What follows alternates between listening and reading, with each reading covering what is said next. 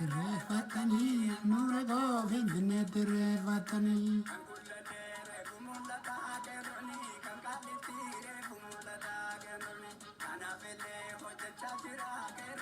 Kanavele, Ituma Muda, Keroni.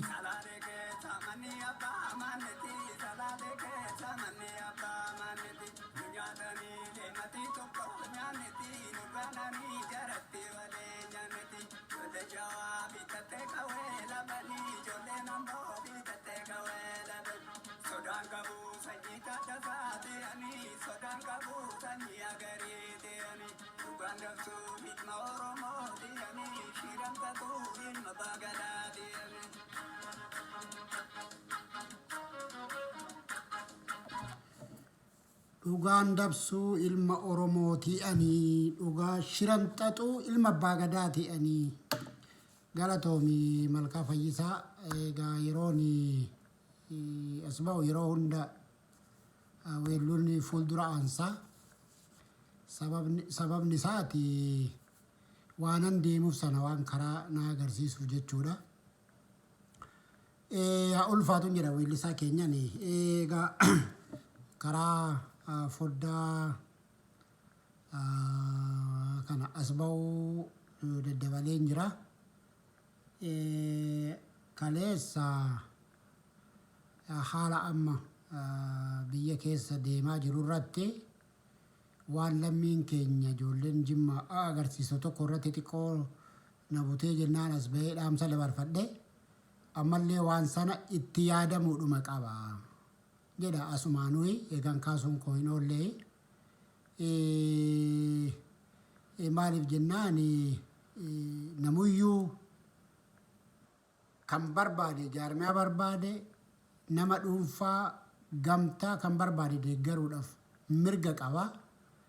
Gaafa deeggarru immoo bifa Oromoo adda hin qoqqoonneen bifa ganda hin fakkaanneen ebeluun kiyya ganda koo waan ta'eef jedhee otoo hin taane dhugaa irratti bu'aa saba Oromoo irratti bu'aa ummanni Oromoo qabsoo Oromoo fidde kana bu'aa isaa akka hin sharafnetti isa bu'aa sana tiksaa jennee deeggaruu dhugaa irratti hundoofne deeggaruutu nurra jiraata.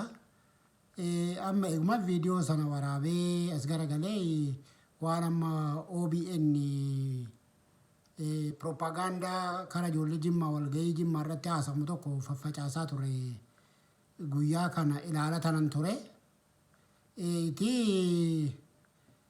Dr. Abiyyi namoota yookaan qabsaa'ota qaamaa citan akka mana hidhaatii baase han biyya alaatti baqatan akka inni biyya alaatti biyyatti galche godhanii faa haasa'uu jechuudha walgahii irratti. Jarri kun argitanii waan itti asii kan itti himaniidha kan dubbachaa jiran malee seenaan suni maal ture seenanumti Dr. Abiyyi kara taayitaatitti dhufe seenaan isaa maal ture yoo kan jedhu sana gadi fageessanii hin hubanne yookaan beekanii callisanii dabarsanii jechuudha. Dr. Abiyyi jaarmaa isaanii du'arraa baraaruudhaaf baduurraa baraaruudhaaf jecha gaafa Oromoon injifatee hudhee isaan qabe hudhee morma isaanii hudhee gaafa qabu gaaffii keessan isiniif deebisnaa uummanni keenya gooftaa biraa hin qabnu jedhanii akkuma kaleessa eritarii tooftaadhaaf illee haa ta'u wayyaaniin itti dhiiftee adeemtuu hin beeku. Qabsoon Oromoo kun isaan iyyuu hin baraare silaa har'a bakkee har'aa kanayyuu hin jiranitti bakkuma taayitaa kanayyuu kan kaa'e bar qeerroodha.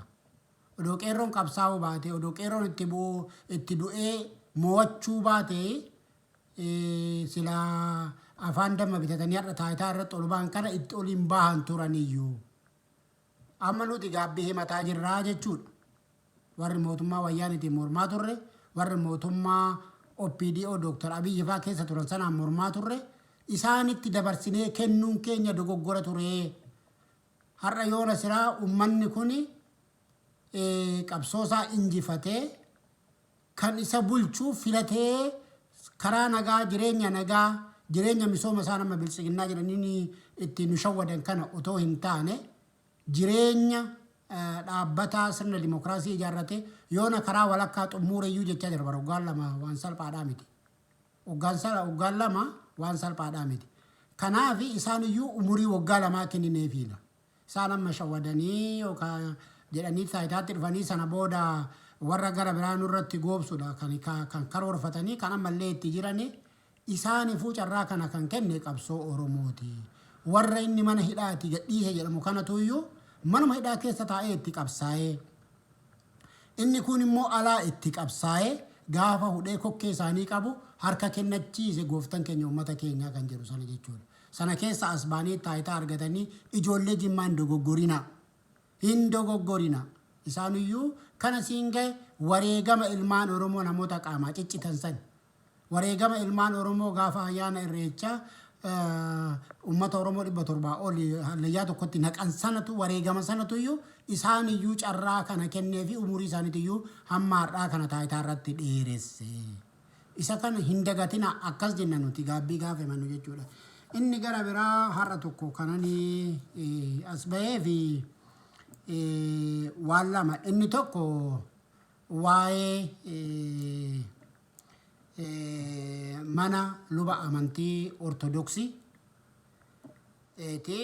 inni dhumaatiti haala amma Jawaar irraa eegdota isaa kaasuu kan jedhu mee yoo yeroo kan na ga'u taate tarinarraa kutuudha danda'a. Isa dhumaatii kanatti dhufa jechuudha. Garuu inni jalqabaati waa'ee mana luba amantaa ortodoksii Oromiyaa kana Oromoon akka gaariitti simatee akka gaariitti deeggarsa gochaa jira. Dhuguma dubbachuudhaaf Ameerikaatti Qees Balaay bobbaa imalli isaan gochaa jiranii hammilkaa'e keessumaa kaleessa Siyaatil irratti kan gaggeeffamaa ture hordofaan ture halkan guutuudha. Dhuguma dubbachuudhaaf warri amantaa gara biraa gaggeessaa jiran deeggarsa hamma sanaa tumsa hamma sanaa gochuun suni waan keenyaaf amantii odoo hin taane waan Oromummaa waan Oromoo fakkaatuuf wareegama kaffalaa jiraachuu keenya agarsiisa jechuudha.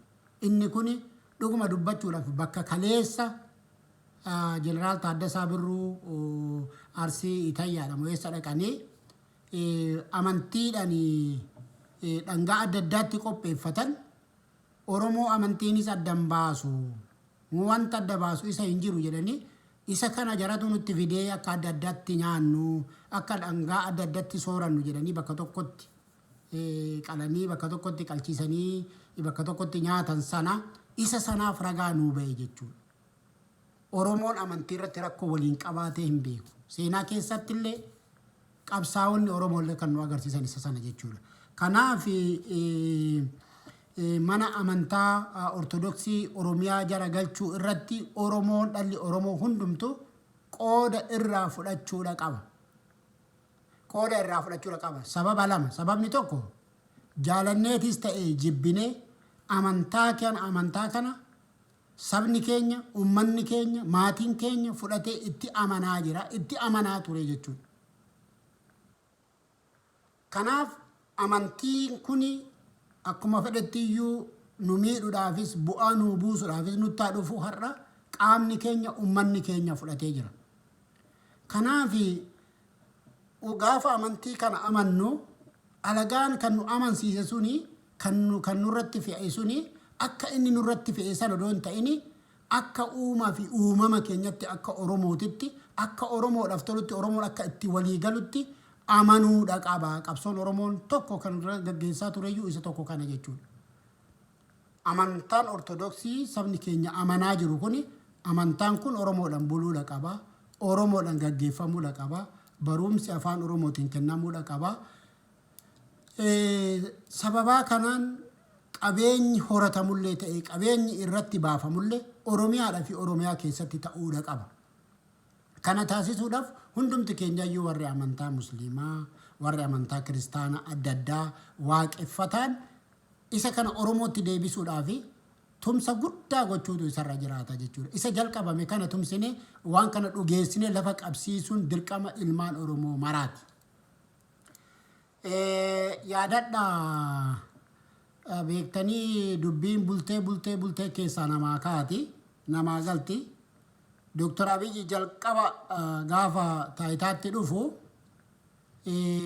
amantii ortodoksii kana biyya alaatii fi biyya keessaa Paappaasota lamaan yookaan warra amantii kana gaggeessu lamaan gaggeeffamaa ture.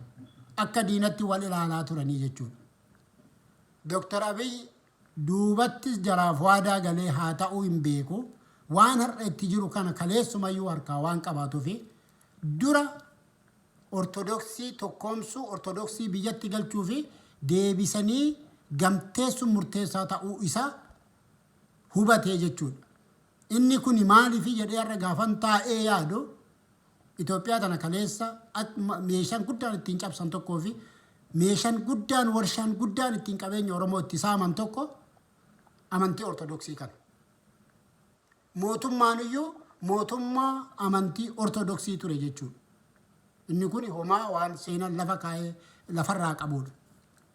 Kanaaf tarkaanfiin Dr. Abiy jalqaba Ameerikaa dhaqee fudhate paappaasota wal lolanii amantaa adda bahee ture xayyaara isaanitti fe'anii galchanii araarsanii bakka tokko godhanii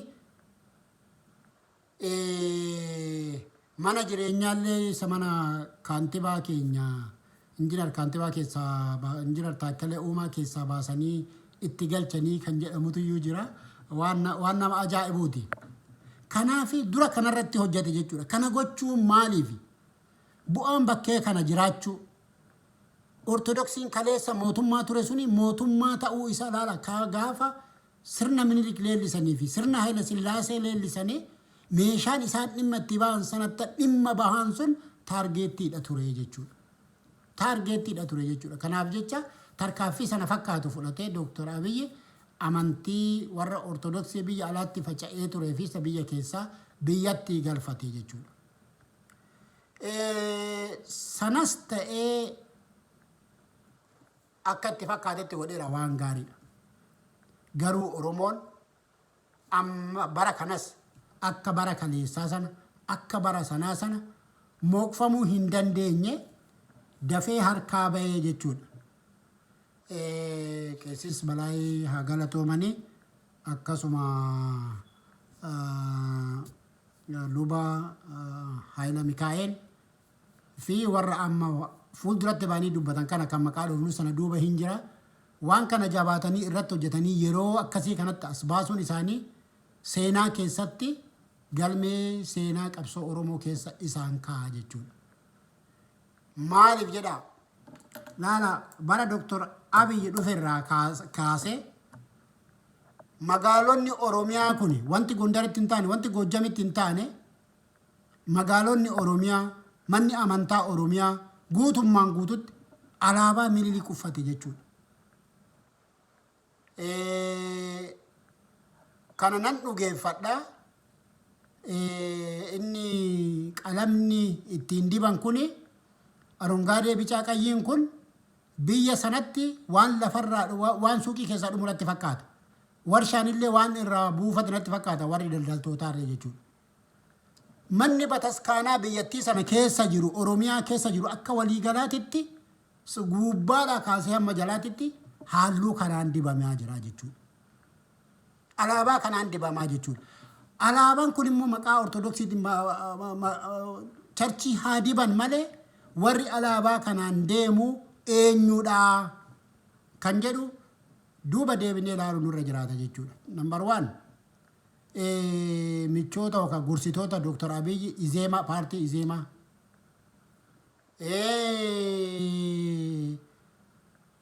Abin alaabaan kun alaabaa biyya Itoophiyaati jedhu alaabaa keenya jedhanii qabatanii deemu. Isa kana Oromiyaa fi sabaaf sablammii fudhachiisuudhaaf sirna kaleessaa san deebisuudhaaf dura golgaa kana itti golgaa jiru jechuudha. Kanaaf kan gaggeeffamaa jiru amantaa odoo hin taane karaa amantaatiin karaa amantaatiin sammuu sabaa hidhuudhaaf jecha siyaasni irratti Oromoo irratti hojjetamaa jira jechuudha. Siyaasatu Oromoo irratti hojjetamaa jiru. Waa alaabaa dachii fi samii fi gidaaraa fi quuxii mana bataskaanaa hunda dibu kuni saayikooloojii uummata Oromoo kaleessa ittiin cabsa sana fudhachiisuudhaaf waan gochaa jiranii jechuudha.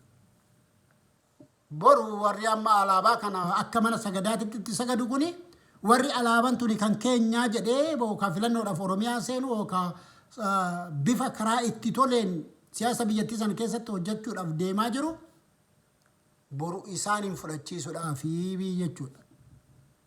Meeshaa ittiin Oromoo cabsan, Oromoo ittiin saaman. Kanaaf lubni manni luba Oromiyaa Ortodoksii Oromiyaa keessatti lafa qabsiisuun dhalli Oromoo akka jirutti itti lafa qabsiisuun wantoota kana ofirraa yeroodhaan ofirraa faccisiisuudhaaf waan nu gargaaruuf hamma danda'ametti yeroo otoo hin kenniniif Oromoon jabaatee waan kana tumsuudha qaba. Kan jedhuun dhaamsa qaba. Inni gara biraa laala amantiileen gara biraa kaleessa dubbataa turte obboleettiin kiyya tokko warra amantii Pirootestaantii gaggeessan natti fakkaata. Nuti duraan bilisa baanee jedhani. Agalatooman isaan duraan bilisa baanii har'a Oromoo keenya amantaa Ortodoksii amanaa jiru bilisa baasuudhaaf qooda fudhataa jiranii hedduu haa galatooman. Laala rakkoo akka hawaasummaatti, akka diinagdeetti, siyaasatti biyyattii sana keessatti ta'u ga'een amantootaa kanaa waldaa amantoota kanaa salphaadhaa miti. Maqaa amantii Ortodoksiitii fi maqaa amantii musliimaatiif waaqeffannaa fi Pirootestaantii Kaatoliikiin dhufanii gaafa walitti haasa'anii kan gaggeessu Oromiyaa keessatti afaan Amaaraatiin yoo ta'e yookaan Amaariffaan kan gaggeeffamu yoo ta'e marii dhimma Oromoo ilaallatu dhimma Oromiyaa ilaallatullee waliin taa'anii mari'achuudhaaf gufuudha jechuudha. Gufuu kana of jalaa haquudhaaf inni lammaffaa afaan Oromootiin gaggeeffamuun afaan Oromootiin bulfamuun mani sagadaa Ortodoksii Oromiyaa murteessaadha jechuudha. Qabsoo keessaa qabsoo gulantaa jalqabaa irratti gaggeessuu qabnuudha yeroo ammaa kanatti jechuudha. Maaliif duula nafxanyaan nuti duulaa jirtu kana ofirraa gabaabsuudhaaf mana sagadaa mana amantaa mana sagadaa Oromiyaa godhachuun Ortodoksii kan Oromiyaa godhachuun qabsoo isa jalqabaa ta'uudha qaba jechuudha. Kanaaf deeggarsi mana luba Ortodoksii Oromiyaa dhaabuudhaaf godhamu kuni qaama qabsoo keessaa tokko waan ta'eef ilmaan Oromoo bakka jirtanii irratti qooda fudhachuun dirqama lammummaa dirqama qabsoo Oromoo keessaa goonu keessaa tokko ta'uusaa hubanne dirqama keenya bahuutu nurra jiraata kan jedhuun asumaanuu dhaamsa dabarfadhaa jechuudha. Inni lammaffaan akkuma hundi keenya yoo quba qabnu Jawaar irraa eegdota isaa kan kanaan dura du'arraa isa oolchanii akkuma jedhanii biyyattiillee faca'uurraa oolchanii silaa maaltu ta'a har'a otoo waan yeroo sana akeekkatan sun naftanyoonni akeekkatan sun otoo ta'ee silaa har'a maaltu jiraata kan jedhu tilmaamuun nu rakkisullee amma har'a eegneerra kana keessa akka amma jirru kanatti as ga'uu keenya keessa tokko qooda guddaadha qabu ijoolleen kun jechuudha. Amma ijoolleen kun achirraa ari'amanii jiranii bakka warra isaan ramadirraa ari'amanii jiranii natti fakkaata amma waan bakka sanatti waan deebi'an natti fakkaatu yookaan Jawaar bira turuu yookaan jireenya isaanii dhuunfaa gaggeessuu sirriitti waan qulleeffadhe adda baafadhe hin qabu. Miidiyaa irratti illee tarii hordofuun hanqadhe ta'a sirriitti waan hanquman qabu wanti tokko garuu abbaan qabeenyaa obbo Dinquu Dayyaas ijoollee kanaaf akka mindaa kaffalu waadaa seenii kan jedhamu iddoo tokkotti dubbiseen ture. Kanaaf ijoollee kana bira dhaabbachuun Oromoo irraa eegama. Ijoollee kana bira gaafa dhaabbannu waan isaan godhan tarkaanfii isaan fudhatanii fi yoo xinnaate yeroo sanatti waan deemamaaf jiru sana fashaleessuun bira hin deemnu jedhanii kutannoo sana fudhachuun mataan isaa ijoollee kana bira akka dhaabbannu ijoollee kana akka jajjabeessinu ijoollee kana jireenya isaanii kara fuula duraallee akka itti yaanu nu taasisaa jechuudha. Namoota murtaa'etu tarkaanfii akka kanaa fudhata. Sana gidduudhuma isaan tarkaanfii akkasii fudhatan sana waa'ee ijoollee kanaa dubbadheen ture amma sana irra hin deebi'u. Waan isaan godhan kun akka Oromoon bira dhaabbatu godha jechuudha. Maaliif isaan amma kan barbaadan isa Oromiyaadha jedhee waan Oromoo fi Oromiyaa irratti cichuu kana hamma danda'ametti gadi caccabsanii xinneessanii sirna nafxanyaan irratti deebisuudhaaf tattaafataa jiranii jechuudha. Oromoo jabina Oromoo qaroo Oromoo isa qabsoo Oromoo irratti cicha qabu hamilee isaa kukkutanii caccabsanii jechuudha. Oromoon immoo warra kaleessa qabsoo Oromoo tanatti cichee warra qabsoo Oromoo tanatti har'allee cichooma qabu yeroon wal bira dhaabbatu yeroon isaa amma. Yeroon wal bira dhaabbatu wanta ta'aa jiru hunda waan diinni nutti aggaamaa jiru hunda akka salphaatti ilaallee bira darbuun nurra hin jiraatu. Deebii kennaafi bira darbu waan bakka mootumsa barbaachisu bakka deeggarsa barbaachisu irratti deeggarsa kennanii bira darbanii isa gara biraa isaan dura bira darbanii isa gara biraa hojjechuun hedduu murteessaadha jechuudha. Kanaaf ijoollee kana akkaataan itti gargaaru Oromoon qalbii isaatti itti yaaduudha qabna. Ijoollee kana bira dhaabbachuun hedduu nuuf barbaachisaadha kan jedhuun kanan dhaamsa dabarfachuu barbaade. Galatoomaa ulfaadhaa horaa bulaa deebana.